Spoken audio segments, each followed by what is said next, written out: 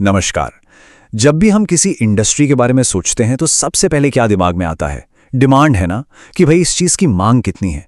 लेकिन क्या हो अगर मैं कहूं कि असली खेल डिमांड का है ही नहीं, असली राज तो सप्लाई साइड यानी आपूर्ति में छिपा है।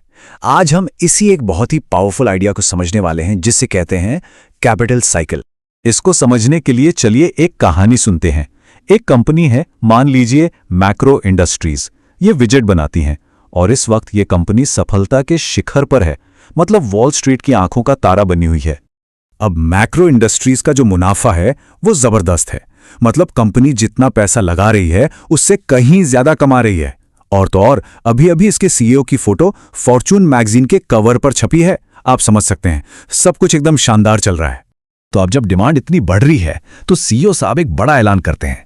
वो कहते हैं कि अगले 3 सालों में हम अपनी मैन्युफैक्चरिंग कैपेसिटी, मतलब उत्पादन क्षमता 50% तक बढ़ा देंगे। और जैसे ये खबर बाजार में आती है, जोरदार स्वागत होता है। जो ग्रोथ इन्वेस्टर्स हैं वो तो एकदम खुश हो जाते हैं कि अब कमाई और बढ़ेगी। फाइनेंशियल टाइम्स जैसे बड़े बड़े अखबार भी इस फैसले की खूब तारीफ कर रहे हैं। नतीजा, मैक्रो के शेयर के दाम रॉकेट की तरह ऊपर। तो सब कुछ इतना परफेक्ट चल रहा है, इसमें भला गलत क्या हो सकता है ना? बस यहीं से कहानी में एक बहुत दिलचस्प मोड़ आने वाला है। और ये रहा वो मोड़। दिक्कत ये थी कि मैट्रो अकेली नहीं थी जो ऐसा सोच रही थी। उसके जितने भी कॉम्पिटिटर्स थे उन्होंने भी अपनी कैपेसिटी बढ़ा दी। ऊपर से मार्केट में कुछ नए सस्ते प्लेयर भी आ गए और देखते ही देखते पूरा का पूरा विजिट मार्केट एक्स्ट्रा सप्लाई से भर गया। मतलब माल ज्यादा और खरीदार कम। और किस्मत देखिए, ठीक उसी वक्त जब ये सारी नई सप्लाई मार्केट में आई, अचानक से डिमांड भी कम हो गई। तो अब सोचिए, एक तरफ सप्लाई का पहाड़ और दूसरी तरफ डिमांड में गिरावट। ये तो डबल झटका था। नतीजा, कंपनी का मुनाफा पूरी तरह से बैठ गया, कोलैप्स। कहानी का अंत, जैसा कि आप सोच सकते हैं, अच्छा नहीं हुआ। सीईओ को इस्तीफा देना पड़ा। जो एक्टिविस्ट शेयर होल्डर्स थे वो हल्ला मचाने लगे कि भाई कंपनी के कुछ हिस्से बंद करो। और शेयर की कीमत 46% गिरकर अपनी बुक वैल्यू यानी कंपनी की जो कागजी कीमत होती है उससे भी नीचे चली गई। तो मैक्रो इंडस्ट्रीज की जो ये कहानी है वो बस एक कंपनी की कहानी नहीं है। ये कोई हादसा नहीं था, ये एक पैटर्न है, एक ऐसा चक्र जो इंडस्ट्रीज बार बार दोहराती हैं। और इसी को कहते हैं कैपिटल साइकिल। तो चलिए अब इस पावरफुल थ्योरी को जरा ठीक से समझते हैं। तो ये कैपिटल साइकिल आखिर है क्या? देखिए, ये एक बहुत सीधी सी प्रक्रिया है। जब किसी इंडस्ट्री में बहुत ज़्यादा पैसा बन रहा होता है तो वो एक चुंबक की तरह नए कैपिटल और इन्वेस्टमेंट को अपनी तरफ खींचती है। इससे क्या होता है? इंडस्ट्री में कैपेसिटी बढ़ जाती है और आखिरकार रिटर्न नीचे आ जाता है। और इसका ठीक उल्टा भी होता है। जब रिटर्न कम होता है तो पैसा इंडस्ट्री से बाहर जाने लगता है, कैपेसिटी घटती है और फिर से रिकवरी का रास्ता बनता है। मतलब सारा का सारा खेल सप्लाई साइड में हो रहे बदलावों का है। इस डायग्राम को देखें तो ये पूरा साइकिल 4 मेन फेज में घूमता है। पहला फेज, बहुत ज्यादा रिटर्न। इससे नए कॉम्पिटिटर्स मैदान में कूद पड़ते हैं। दूसरा फेज, अब जब कंपटीशन बढ़ गया तो रिटर्न नीचे आने लगता है।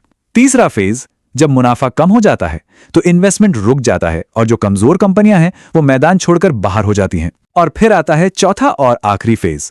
सप्लाई कम होने से जो कंपनियां बची हैं उनके लिए हालात सुधरते हैं, रिटर्न फिर से बढ़ने लगता है और ये साइकिल दोबारा शुरू हो जाता है। अच्छा, अब ये सब सुनने में तो एक थ्योरी जैसा लगता है ना? लेकिन ये सिर्फ किताबी बातें नहीं हैं। इसके पीछे पक्का डेटा है जो बार बार साबित करता है कि ये साइकिल सच में काम करता है। चलिए उस डेटा पर एक नजर डालते हैं। और पता है, ये कोई नया आइडिया भी नहीं है। वैल्यू इन्वेस्टिंग के जो गॉडफादर माने जाते हैं, बेंजामिन ग्राहम और डेविड डॉड, उन्होंने 1934 में ही अपनी किताब सिक्योरिटी एनालिसिस में ये बात लिख दी थी। उन्होंने कहा था कि जब कोई बिजनेस बहुत ज्यादा रिटर्न कमाता है तो वो कंपटीशन को दावत देता है और ये ज्यादा रिटर्न हमेशा के लिए नहीं टिक सकता। ये एक ऐसा सच है जो वक्त की कसौटी पर खरा उतरा है। और अब देखिए सबसे जबरदस्त सबूत। ये चार्ट क्या दिखाता है? ये साफ साफ बता रहा है कि 1990 से 2015 के बीच ग्लोबली जिन कंपनियों ने अपने एसेट्स यानी अपनी संपत्ति में सबसे ज्यादा ग्रोथ की, उन्होंने इन्वेस्टर्स को सबसे कम एवरेज सालाना रिटर्न दिया। जी हां, सबसे कम। इसी को एसेट ग्रोथ एनोमली कहते हैं। मतलब जो कंपनियां सबसे तेजी से फैल रही हैं वही अक्सर इन्वेस्टर्स के लिए सबसे खराब दांव साबित होती हैं। डेटा की कहानी बिल्कुल साफ है, इसमें कोई शक नहीं। तो अब सबसे बड़ा सवाल ये उठता है कि भाई अगर ये पैटर्न इतना क्लियर है, डेटा भी यही चिल्ला चिल्ला कर कह रहा है, तो फिर कंपनियां और इन्वेस्टर्स बार बार एक ही गलती क्यों करते हैं? इसका जवाब छिपा है हमारे इंसानी स्वभाव में और कॉर्पोरेट दुनिया के काम करने के तरीके में। देखिए, इसके पीछे कई साइकोलॉजिकल वजह हैं। पहला है ओवर कॉन्फिडेंस। मैनेजर्स को लगता है कि इंडस्ट्री का अच्छा टाइम उनकी अपनी काबिलियत की वजह से है।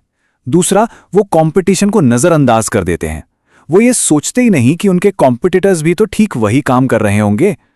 तीसरा, वो मानकर चलते हैं कि जो आज अच्छा चल रहा है वो हमेशा अच्छा चलता रहेगा। और आखिर में वो छोटी छोटी डिटेल्स में इतना खो जाते हैं कि जो बड़ी पिक्चर है, जो हिस्टोरिकल पैटर्न है, उसे देख ही नहीं पाते। और इस पूरी कहानी में एक और किरदार है इन्वेस्टमेंट बैंकर। कहा जाता है कि वो इस कैपिटल साइकिल के पहियों में तेल डालने का काम करते हैं। क्यों? क्योंकि उनका फायदा तो आईपीओज और एमएनए डील्स की फीस से होता है, और ये डील्स एसेट ग्रोथ को बढ़ावा देती हैं, भले ही लॉन्ग टर्म में इंडस्ट्री का कितना भी नुकसान हो। ठीक है, तो अब हम इस साइकिल को समझ चुके हैं। तो सवाल यह है कि इस जानकारी का इस्तेमाल कैसे किया जाए। ये आखिरी हिस्सा इसी बारे में है कि कैसे एक कॉन्ट्रेरियन यानी सबसे अलग सोच रखकर इस कैपिटल साइकिल की समझ से फायदा उठाया जा सकता है। तो कैपिटल साइकिल एनालिसिस के कुछ सुनहरे नियम हैं। नंबर 1, डिमांड पर नहीं, सप्लाई पर फोकस करें। सप्लाई का अंदाजा लगाना ज्यादा आसान होता है। नंबर 2, कॉम्पिटिटिव माहौल को एनालाइज करें। क्या सप्लाई बढ़ रही है या घट रही है? नंबर 3, इन्वेस्टमेंट बैंकरों से थोड़ा सावधान रहें।